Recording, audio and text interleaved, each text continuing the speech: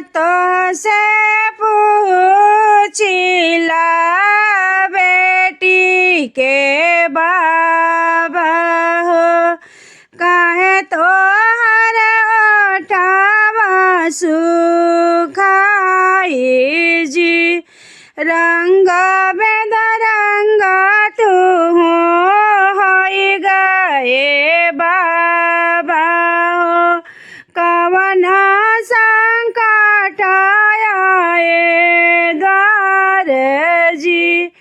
कवन संकट आए द्वार जी। जेठ भाई सखवा के जलती भूभू, जेठ भाई सखवा के जरती भूभूतिया हो, नांगे ही पावा घूमी देश जी। नंगे ही पावा घूमी देश जी। छाया छपर कतो खड़ा नहीं होइला, नहीं मिलल बेटी जोगे बार जी। ना मिलल बेटी जोगे बार जी। ऐसन बार घर खोजिला रौरा हो, कैसन खोजी बर कुंवर जी। धनवा संपत्ति वाला घर खोजिला, पढ़ल लिखल दामाद जी। सर्विस नौकरिया उनकर चूमे का दामावा हो, ऐसन खोजिला दामाद जी। ऐसन खोजिला दामाद जी। हम तो से पूछिला बेटी के भैया हो, काहे तोहर ओठवा सुखाई जी।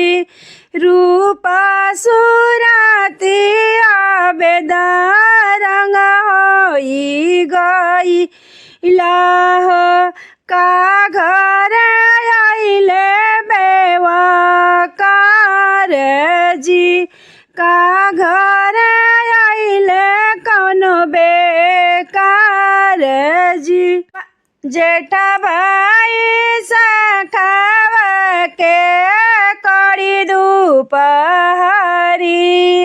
हो, बहिनी के बारा खोजा जाई जी।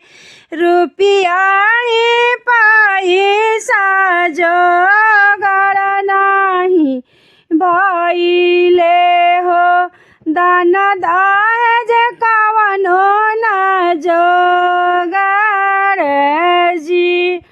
बिना चपल हम देश में घूमिला, छाव छपर नहीं खाड़ जी।